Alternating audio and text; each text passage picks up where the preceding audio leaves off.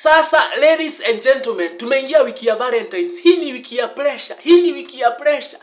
Ukiona umenyamaziwa from Monday, anza kulia, anza kulia, anza kulia. Oi, sulie wewe. Juu sasa hii ni wiki utajua kama mtu mwenye unasemanga ni wako, kama ni wako. Hii ni wiki utajua kama ule mwenye unaitanga your partner, kama ni your partner. Because there is no way mtu amengojea mwaka mzima imeanza. Amejuanga Valentines from December last year, amejua kuna Valentines February. Lakini sasa imefika February, anaanza kujifanya ni kama hata hataki kuongea.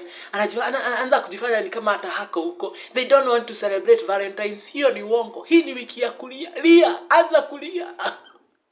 So jua hii ni wiki ya machozi. So kama umeanza kuona dalili za kutokwa, and especially wanaume, ukianza kuona dalili za kutokwa, unanyamaziwa, kuna venye reply zako hazikuji haraka haraka, ama text kuna venye haureplyiwi text haraka haraka, huyo madam anajaribu kukuonesha by the way story imeisha. Na sijui ni kwa nini aka season ka Valentines na ka February, aka mwezi ka February kana huwa kabaya sana kwa wanaume. Juu hii time by the way tunalengangwa unlimited maximum, tunakuwa tukilengwa because it's like them hataki kupay attention mwanaume mwenye anajua hatafanya anything for her on Valentines. So ana reserve hiyo siku for ule mtu mwenye anataka ku step up afanye kitu for her on Valentines, especially kama ako single. So hii ni wiki ya pressure, ni wiki ya pressure.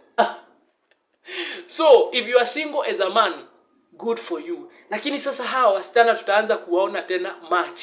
Juu February mzima kuna kuwaga nako kakitu. Hawataki kuongelesha mwanaume haezi commit. Hawataki kuongelesha mwanaume unserious. Situationships ziko on hold on February. Zitarudi March. Situationships ziko on hold.